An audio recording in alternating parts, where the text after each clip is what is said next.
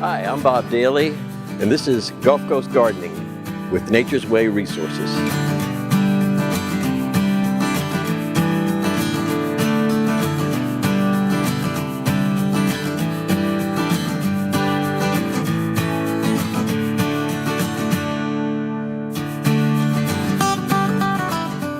I'm here with John Ferguson today. John is the owner of Nature's Way Resources in the Woodlands, and a soil scientist and a real expert in things like native plants, organic gardening. And John, how did you get into this business? Bob, that's a long story. It started over 45 years ago. I've been a passionate gardener since I was 8 years old, learned it from my grandmother. But I got really serious about, like I said, it was over 40 years ago. I was planting a vegetable garden in my backyard.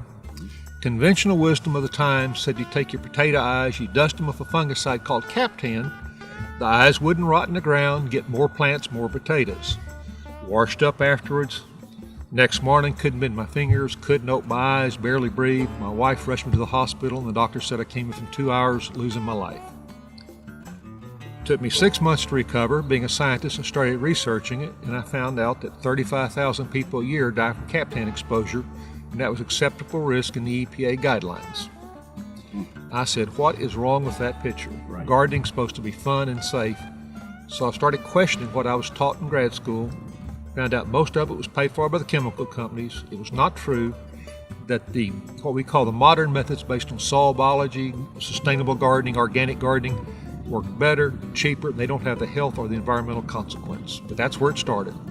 And I'd say it gave me a passion for studying environmental issues. My wife might say obsession. Uh-huh.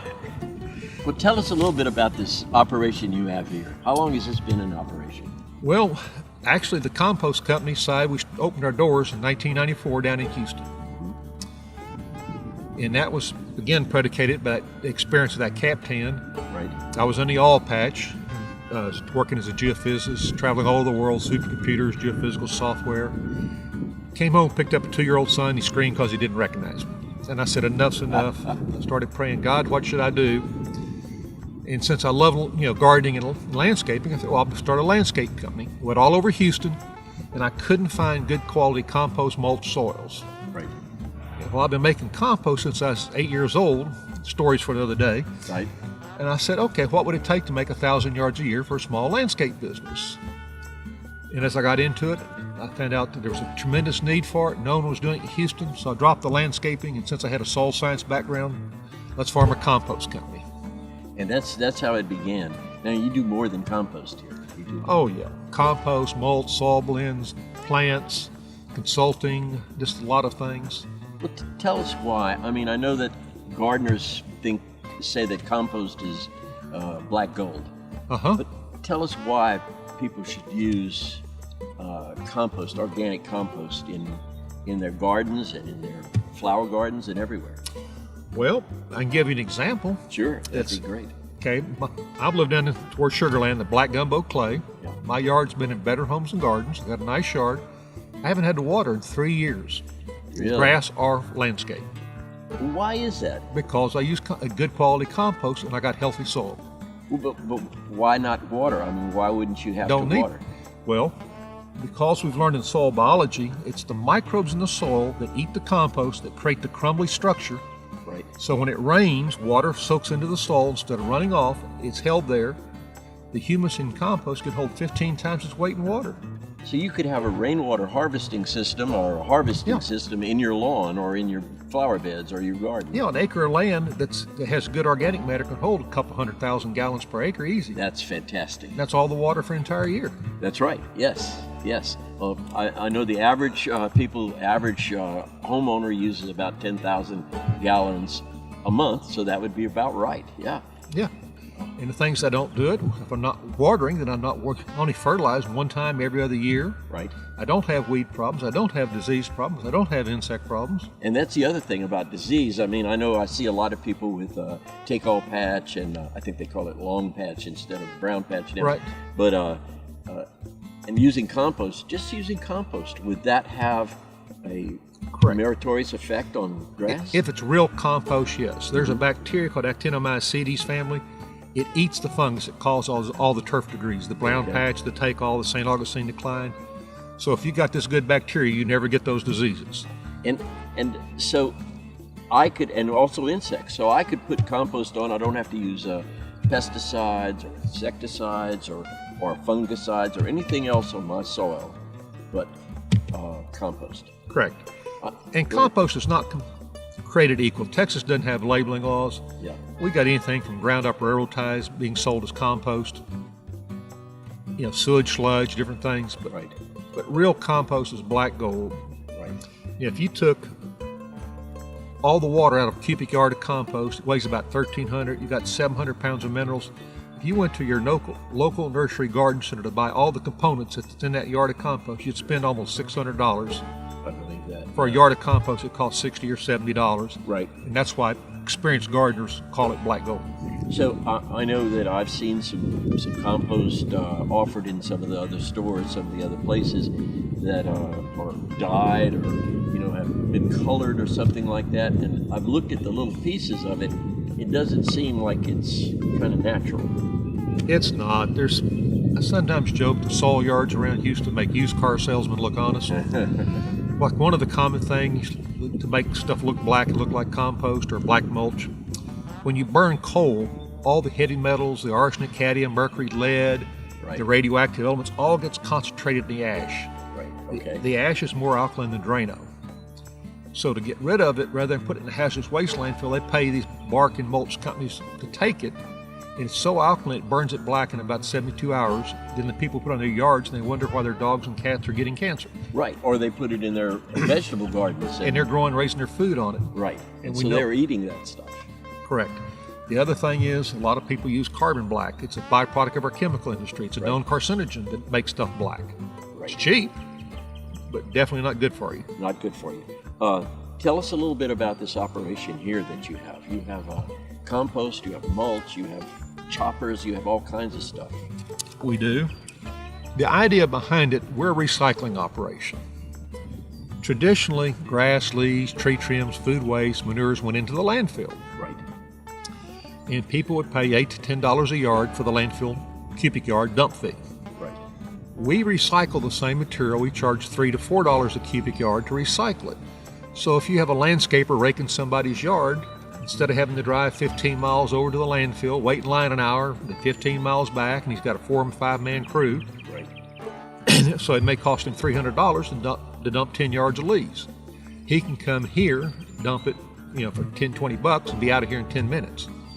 And then you take that waste and grind it up and make it into compost. Yeah, we mix the compost and manures and everything together and vegetative food waste. We make compost. And you make a lot of compost. I mean, there's some big piles out there. Hundreds of thousands of yards. I easily can safely say I've made several million cubic yards of compost in my life. Holy smoke.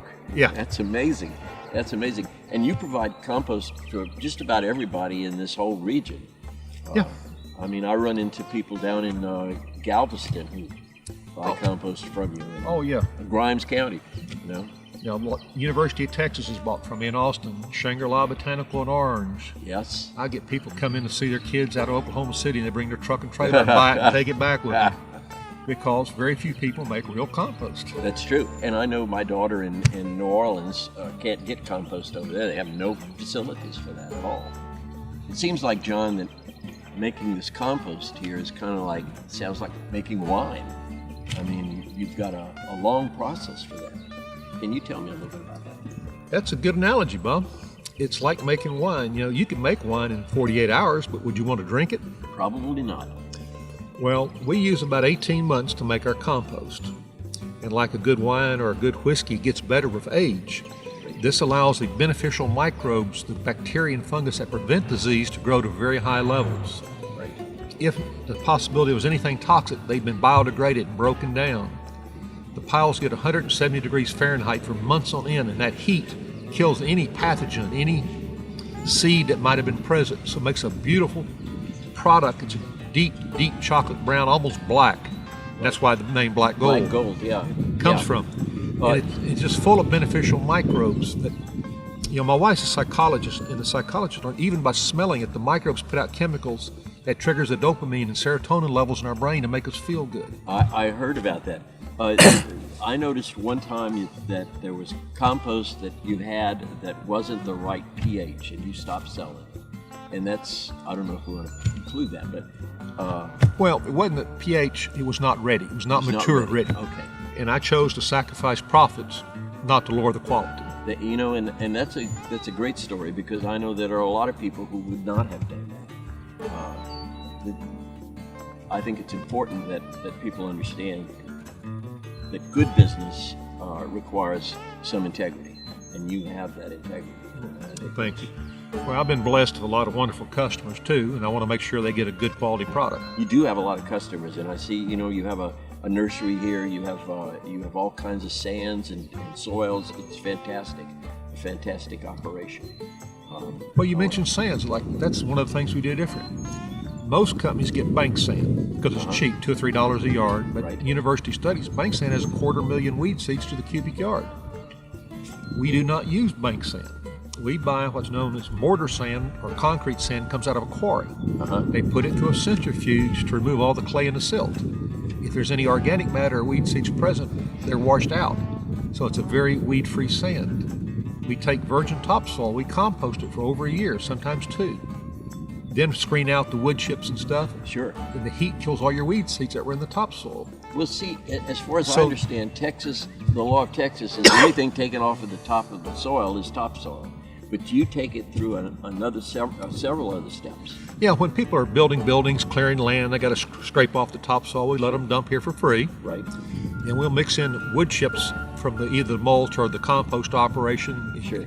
Till we get over 50% organic matter. Then we let that organic matter heat up and compost it, and that heat kills the weed seeds, pathogens. A lot of the organic matter decays into humus, which enriches us, makes it an enriched topsoil. Right. Then we put it through our screening equipment to get the root fragments and any decomposed pieces out. It's a real complicated process that you go through. It It's is, not but just it makes- simple pile of compost. But our topsoil is better than most people's blended soils. Really? Ah, that's And fantastic. it just smells rich and earthy. You can grow anything in it, and that's what goes into our blends. And I was noticing this great nursery you have over here. You also have a nursery. You've got a lot of native plants and fruit trees and everything like that. What prompted you to do this? Well, it's a love of gardening, part of it. But we had 42 acres here. We only needed about 30 of it for the compost operation.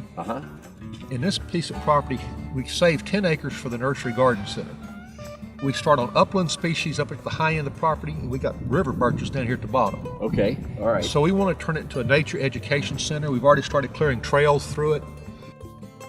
We've Yeah. planted 187 species of native plants throughout here, because a lot of natives are kind of like the ugly duckling when they're little. Sure. And after 10 years are gorgeous. Right. And you can see some blooming here in the landscape. So by the time we get the buildings built and everything, it'll be fully established and people can see mature specimens. If they got a hot, dry area, they can go one part of the nursery. If they got a wet area, they can go to another part. And you got shade. You got shade, Shade plants here, in there sun too. plants. Yeah. But we wanted to get started. There was no one servicing this area with quality plants.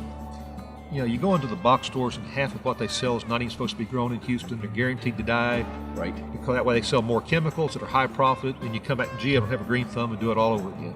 I found some plants. Somebody showed me a plant that they had bought at one of the big box stores that had 2 little sticks in them. One says the name of the plant, and the other one was kind of hidden that said that they had been treated with some kind of pesticide.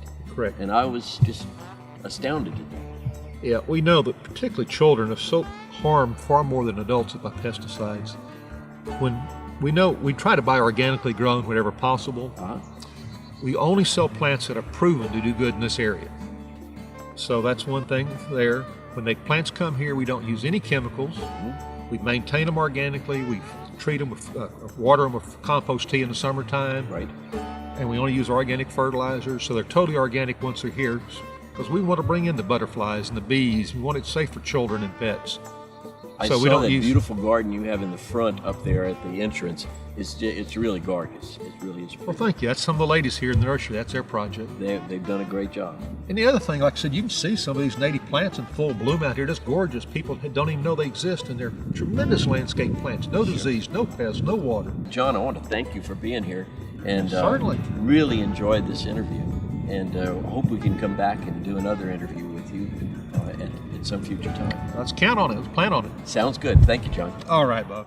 This is Gulf Coast Gardening. Stay tuned for more with Nature's Way Resources.